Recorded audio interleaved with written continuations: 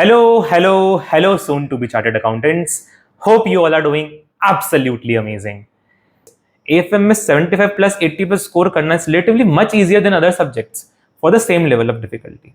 And that's why, guys, if you will take the case of top all India rankers, you will generally see that they have 75 plus 80 plus score in their AFM subject or SFM subject.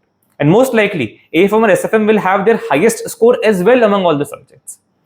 Guys, AFM can not only get you a rank, but it can also get you a higher rank and can also help you get your minimum aggregate as well. And that's why, guys, AFM can turn out to be a game changer for you. तो guys अब discuss कर लेते हैं कि ऐसे generally किस type का paper बना रहा है एएफएम एसएफएम का पिछले 3-4 सालों में। तो दोस्त देख, मई 24 के अंदर एएफएम एसएफएम का पेपर तो बहुत ज्यादा इजी आया था। बट अगर मैं उस अटेम्प्ट को हटा के देखूं तो पिछले 3-4 साल में जितने भी अटेम्प्ट्स हुए हैं, ऐसे जनरली एएफएम एसएफएम का लेवल थोड़ा ज्यादा रख रहा है गाइस। एंड गाइस, एएफएम का लेवल बढ़ाने के लिए ऐसे ही क्या कर सकता है? वो ये 4 चीजें कर सकता है। पहला, जो क्वेश्चंस आपने देखे हुए हैं वही आएंगे विद 1 or 2 मॉडिफाइड और new adjustments that can trick you. दूसरा गाइस, वो डिफिकल्ट चैप्टर्स का लेवल बढ़ा सकता है। फॉर एग्जांपल, मेरे एक अटेम्प्ट में फॉरेक्स और इंटरनेशनल फाइनेंशियल मैनेजमेंट दोनों का वेटेज 16 मार्क्स का आया था, in total 32 marks, which are relatively considered difficult chapters. तीसरा गाइस, ऐसे ही क्वेश्चंस के अंदर एम्बिग्यूटी डाल सकता है। अब वो ये पर्पसली करता है, गलती से उससे हो जाता है, वो मुझे नहीं पता, बट एम्बिग्यूटी डालने से बच्चे के लिए पेपर कंफ्यूजिंग हो जाता है, डिफिकल्ट बन जाता है थोड़ा उसके लिए, एंड उसके स्ट्रेस की वजह से क्यूमुलेटिव इफेक्ट होता है बाकी क्वेश्चंस के ऊपर भी। एंड गाइस, लास्ट में ऐसे ही कुछ नए कंसेप्ट ही डाल सकता है सीधे सीधे एग्जाम के अंदर। कोई नए क्वेश्चन बना दिए किसी नए कंसेप्ट के ऊपर, ये भी 2-3 अटेम्प्ट्स के अंदर हुआ है। एंड दोस्त, इसका तो अपन कुछ भी नहीं कर सकते क्योंकि अभी हमारे हाथ में नहीं है। हम बस लॉजिकली या जो भी हमने कंसेप्चुअली पढ़ा है उसके बेसिस पे हम इसको सॉल्व कर सकते हैं, बट पहले 3 केसेस को हम डील कर सकते हैं। एंड मेरे अटेम्प्ट में ऐसे ने पहले तीनों चीजें करी थी पेपर को थोड़ा लेवल बढ़ाने के लिए। तो दोस्त, अब डिस्कस कर लेते हैं कि what are the things that I believe are utmost crucial to gain a high score in AFM paper. दोस्त देख, पहला 3 रिवीजन तो हमें करना ही है। सेकेंडली दोस्त, conceptual clarity. Now let me share what do I mean by conceptual clarity. तो दोस्त देख, क्वेश्चन को सॉल्व करने के 2 अप्रोचेस पॉसिबल हो सकते हैं। पहला तो ये कि कौन कौन से क्वेश्चन आते हैं, उनमें कौन कौन से स्टेप्स लगने हैं वो तुम याद कर लो। क्वेश्चन आएगा, आइडेंटिफाई करना कौन सा क्वेश्चन है एंड स्टेप्स लगा देना, आंसर अपने आप निकल जाएगा। That is first approach. Secondly, कि तुम्हें लॉजिकली पता हो कि किस क्वेश्चन के अंदर कौन सा स्टेप क्यों लगता है, क्यों नहीं लगता है। And on top of that, because तुम 3 रिवीजन करने वाले हो, तो बिना याद करे तुम्हें स्टेप्स अपने आप ही याद हो जाएंगे इस अप्रोच के अंदर। This second approach is called conceptual clarity. तो दोस्त, ऐसा नहीं है कि जो पहली अप्रोच है उससे तुम्हें मार्क्स नहीं मिल सकते। अगर ऐसे ने इन चारों में से कुछ भी एक चीज नहीं करी पेपर के अंदर, तो तुम उस अप्रोच से भी 60+ इजीली ले आओगे। लेकिन दोस्त, प्रॉब्लम तब स्टार्ट होगी जब ऐसे ने इनमें से एक भी चीज कर दी। तो कैसे बताता हूं। अगर ऐसे ने ये करा और तुमने स्टेप्स याद किए, तो तुम आइडेंटिफाई नहीं कर पाओगे कि ऐसे ने तुम्हारे साथ क्या गेम खेल लिया यहाँ पे, एडजस्टमेंट चेंज करके या कुछ नया एडजस्टमेंट डाल के। अगर ऐसे ने ये 3 चीजें करी है तो तुम स्ट्रेस में आ जाओगे दोस्त। एंड दोस्त, स्ट्रेस में सबसे पहली चीज जो तुम्हारा साथ छोड़ती है वो होती है मेमोरी। अब जो तुमने स्टेप्स याद किए हैं उनको अप्लाई करने में तुम सिली मिस्टेक्स कमिट कर दोगे, एंड उस सिली मिस्टेक्स से तुम्हारे नंबर कटते चले जाएंगे। ऑन द अदर हैंड दोस्त, अगर तुमने कंसेप्चुअली पढ़ा है तो स्ट्रेस में भले तुम्हारी मेमोरी तुम्हारा साथ छोड़ दे, लेकिन तुम्हारा लॉजिक और तुम्हारे रीजन कंसेप्ट तुम्हारा साथ नहीं छोड़ेंगे। You will be more confident, भले से ऐसे नहीं चारों में से कुछ भी कर दिया हो, and you will be better able to prevent yourself from making silly mistakes, क्योंकि तुम्हें रीजन पता, लॉजिक पता है, ये कोई स्टेप क्यों लगता है, क्यों नहीं लगता है। and that my friend can easily save you 15 to 20 marks in the whole exam. Now guys, let me share you my personal experience from AFM exam on the base for this conceptual clarity part.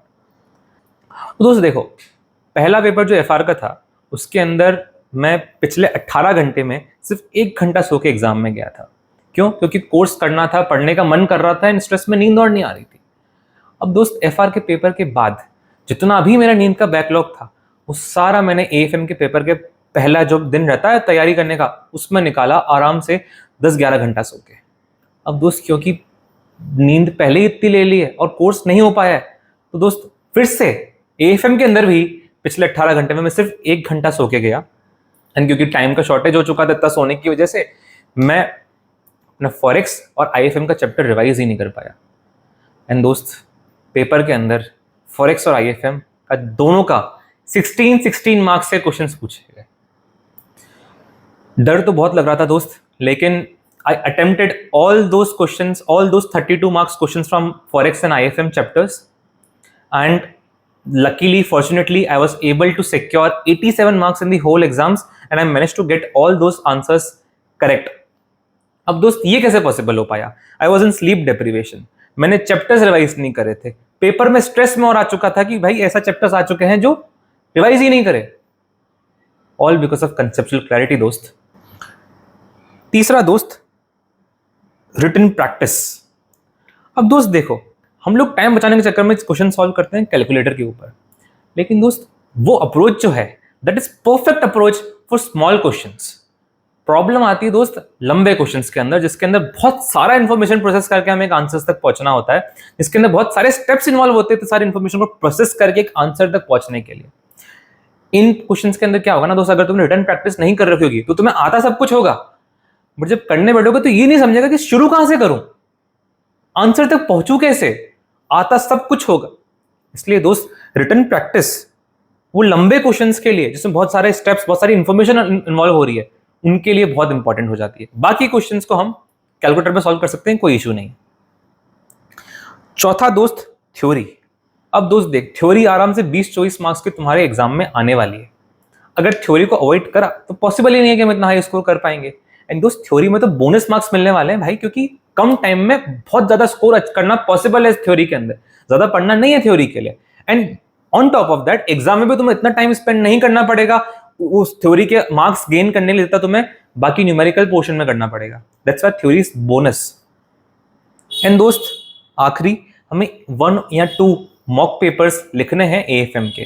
क्यों दोस्त? क्योंकि दोस्त जैसा मैंने written practice के लिए बताया था, अगर तुमने मॉक नहीं लिखे तो तुम ये रियलाइज करोगे कि भाई जब मैं पेपर लिखने बैठ रहा हूं तो मुझे आता तो सब कुछ है, सब कुछ आता है, एक एक क्वेश्चन आता है, लेकिन शुरू कैसे करना है वो समझ नहीं आ रहा, आंसर तक पहुंचना कैसे वो समझ में नहीं आ रहा, पहला क्या करना है बाद में क्या करना है वो समझ में नहीं आ रहा। तो दोस्त अगर ये प्रॉब्लम सीधे एग्जाम में हो, उससे बेटर है कि हम मॉक लिख के हम खुद को इस चीज के लिए प्रिपेयर कर ले, रिटन प्रैक्टिस की आदत डाल लें, एग्जाम की स्ट्रेटेजी बना ले, and that will help you in your exam. अब दोस्त डिस्कस कर लेते हैं कि रिवीजन प्लान तुम्हारा क्या होना चाहिए, क्या क्या स्ट्रैटेजीज तुम्हें रिवीजन के टाइम पे फॉलो करनी है। अब दोस्त देखो, जब तुम पहले रिवीजन के लिए कॉपी खोलोगे तो ये वो टाइम होगा जब तुम डाउट करना शुरू कर दोगे कि मैंने क्लासेस ली ही क्यों थी, कुछ याद तो आ ही नहीं रहा है। बट दोस्त चिंता मत करो, अगर तुमने क्लासेस ली हैं तो तुम्हारे काम आएगी। Don't worry, have patience, trust your teacher, go through their class notes, and तुम्हें चीजें धीरे धीरे याद आने लगेंगी। टाइम लगेगा बट याद आ जाएंगी। फिर भी नहीं आ रही, रिवीजन वीडियो देख लो, उसके बाद तुम्हें चीजें याद आ जाएंगी, लेकिन याद जरूर आएंगी। That will work for you, जो भी तुमने क्लासेस ली थी। So don't worry. ये फर्स्ट कंसर्न हमने एड्रेस कर लिया दोस्त। अब दोस्त डिस्कस कर लेते हैं कि क्वेश्चन प्रैक्टिस क्या क्या करनी चाहिए, कैसे कैसे क्वेश्चन की प्रैक्टिस करनी है हमें। तो दोस्त देखो, क्वेश्चंस प्रैक्टिस करने के लिए जो आईसीआई के मटेरियल के बाहर के क्वेश्चंस हैं वो हमें सॉल्व नहीं करने हैं। मतलब आईसीआई का मटेरियल मतलब study material, old course practice manual, past year RTPs, MTPs, past year question paper, जो भी आईसीआई का मटेरियल है सिर्फ वही क्वेश्चंस हमें कवर करने, उसके बाहर का मत करना, अननेसेसरी टाइम वेस्ट होगा। एंड दोस्त ये सब करने के लिए हमें कहां मिलेगा, मोस्टली क्वेश्चन स्टडी मैट में कवर्ड है। उसके बियॉन्ड जो भी क्वेश्चंस हैं तो दोस्त तुम कोई क्वेश्चन बैंक परचेज कर सकते हो किसी भी फैकल्टी का, जो कि कंप्रेहेंसिव हो, जिसके अंदर सारे क्वेश्चंस कवर्ड हो, तुम्हें सिर्फ वही क्वेश्चंस प्रैक्टिस करने हैं। ठीक है दोस्त। बट दोस्त अब क्वेश्चन सॉल्व करने कैसे हैं? तो दोस्त जो भी शॉर्ट क्वेश्चंस हैं उनको तुम कैलकुलेटर पे सॉल्व कर सकते हो, लेकिन जो भी लॉन्ग क्वेश्चंस है जो हमने पहले डिस्कस करते थे, जिसके अंदर बहुत सारी इंफॉर्मेशन प्रोसेस करनी रहती है, उन क्वेश्चंस को मैं रिटन प्रैक्टिस ही करनी है दोस्त। पॉसिबल हो तो इन सारे रिटर्न क्वेश्चंस के लिए आप एक अलग से कॉपी बना लो, जिनके अंदर सारे क्वेश्चंस आप हाथ से लिख के सॉल्व करो। एंड ये कॉपी आपकी हेल्प करेगी आपके सेकंड एंड थर्ड रिवीजन के अंदर, आपका टाइम बचाएगी। आप इन क्वेश्चंस को रेफर कर सकते हो, अपने सॉल्यूशंस को रेफर कर सकते हो, other than referring to the question bank. खुद के लिखे हुए आंसर्स देख के तुम्हें जल्दी याद आ जाएगा कि तुमने आंसर कैसे करना है, क्या क्या अप्रोच थी। तो दोस्त ये कॉपी बना लेना, मैंने भी बनाई थी। एंड दोस्त यहां पे मैं एक प्रो टिप शेयर करता हूं जो मुझे बहुत हेल्प करी है। दोस्त तुम कोई भी मिस्टेक कमिट कर रहे हो किसी भी क्वेश्चन के अंदर, तो तुम वो मिस्टेक क्वेश्चन के ऊपर लिख के रखो कि तुमने क्या मिस्टेक कमिट करी, ताकि तुम्हें अगली बार याद रहे कि तुमने ये मिस्टेक करी थी। कोई भी ऐसी मिस्टेक जो बहुत ज्यादा कंसेप्चुअल एरर है, जो बहुत ही ग्रेव मिस्टेक है, या काफी ज्यादा लाइकली है कि तुम वो मिस्टेक कमिट कर दोगे एग्जाम के अंदर, तो दोस्त वो तुम उस पेज के अपने सॉल्यूशन कॉपी के, अपने कंसेप्ट कॉपी के पेज के टॉप पे लिख के रखो, उसको हाईलाइट कर लेना, अलग कलर से कर लेना, ताकि तुम्हारी नजर इमीडिएटली उसके ऊपर जाए। दोस्त मैंने क्या किया था, ये सारे करते करते पेपर में घुसने से पहले लास्ट रिवीजन के टाइम पे मैंने अपनी एक मिस्टेक समरी बना ली थी, एक पेपर बना लिया था मिस्टेक समरी का, जिसके अंदर मैंने सारे मिस्टेक जो भी ऐसी थी जो मैं थर्ड रिवीजन में कर रहा था, जो मुझे पता है कि मैं एग्जाम में कमिट कर सकता हूं, बहुत सिली मिस्टेक्स हैं लेकिन मार्क्स बहुत ज्यादा कट जाएंगे, मैंने उनको एक पेपर में लिख लिया था। पेपर से पहले मैं उसको रेफर करता था इमीडिएटली पहले, ताकि मैं वो मिस्टेक्स पेपर में ना करूं, एंड मेरे मार्क्स उससे डेफिनेटली सेव हुए हैं। तो दोस्त ये तुम कर सकते हो। और दोस्त ये देखो कि जितना भी तुम्हारे रिवीजन होंगे, तुम्हें उसमें अगले रिवीजन की तैयारी करते हुए चलना है। यानी फर्स्ट रिवीजन में तुम्हें सेकंड रिवीजन की तैयारी करनी है, सेकंड रिवीजन में तुम्हें थर्ड रिवीजन की तैयारी करनी है, तुम्हें अपना टाइम बचाना है अगले रिवीजन का। वो करने के लिए हमें क्या करना है दोस्त, हमें क्वेश्चन मार्क करते हुए चलना है जो मुझे अगले रिवीजन में सॉल्व करना है। बाकी क्वेश्चन मैं सॉल्व नहीं करूंगा अगले रिवीजन के अंदर।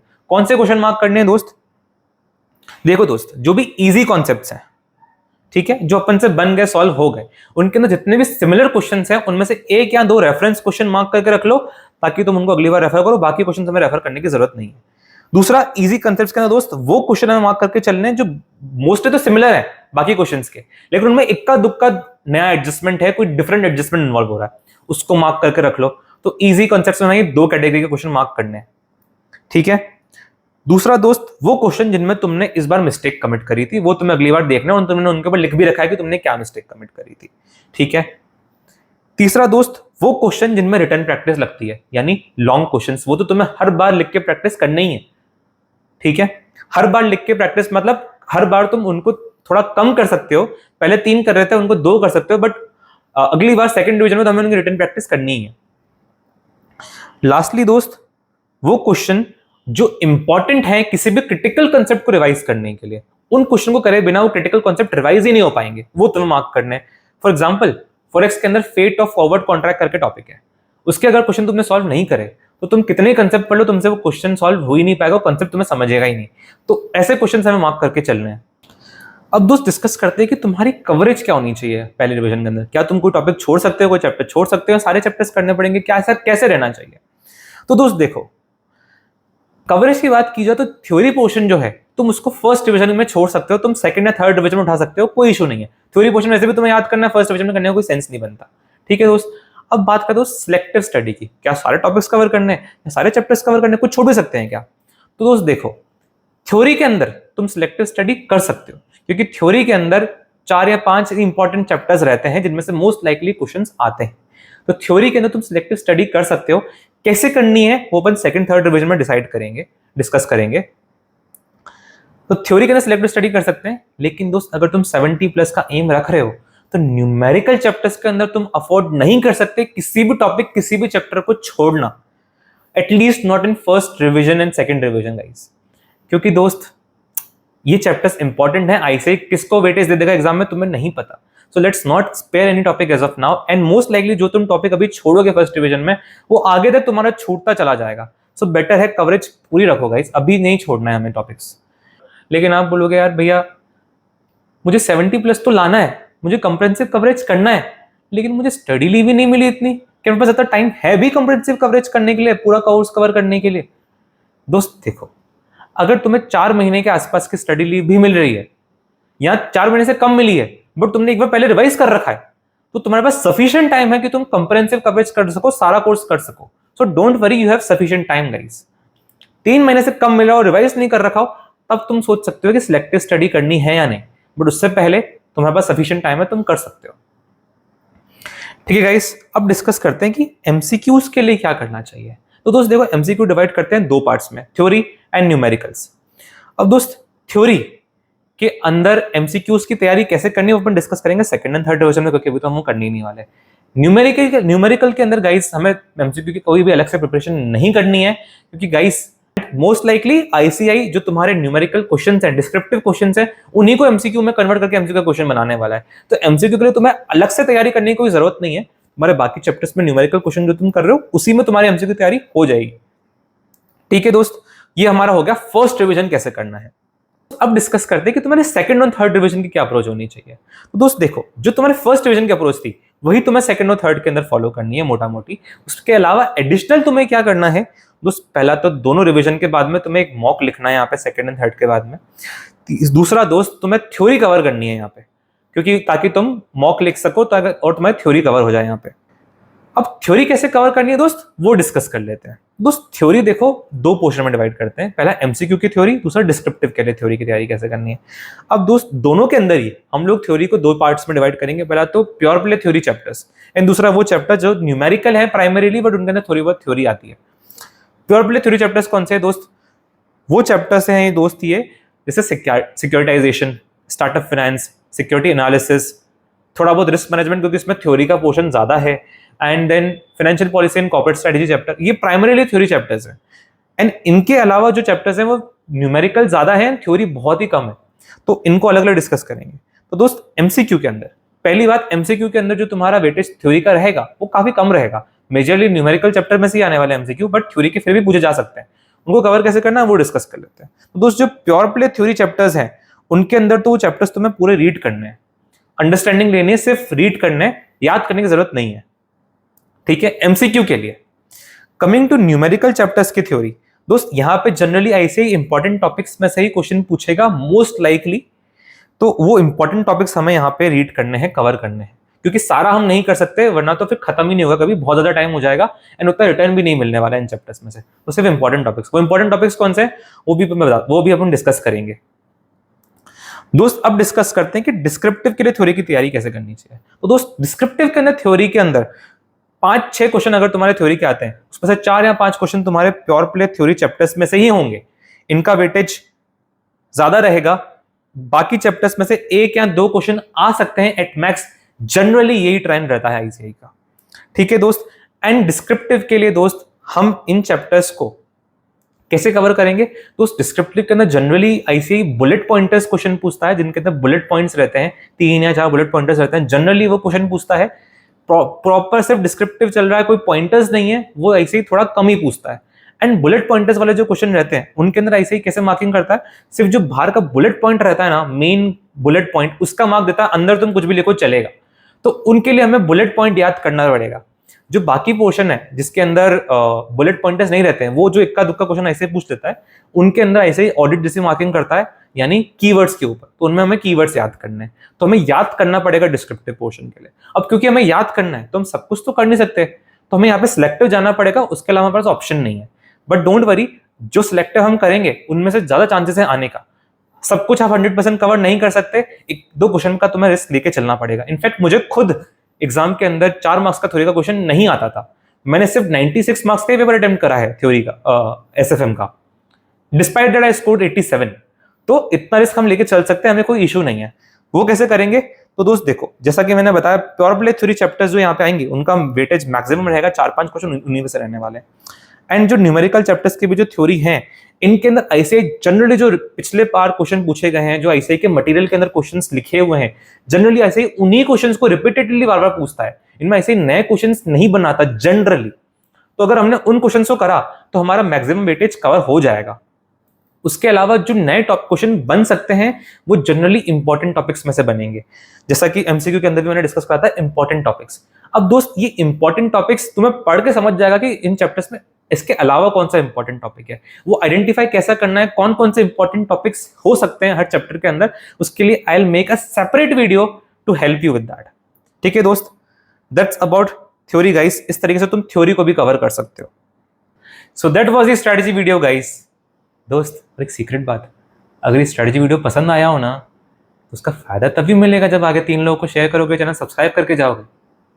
Jokes apart guys, if you want to stay connected for the road to May 25 series, do consider subscribing the channel, joining my Telegram channel or connecting with me on LinkedIn.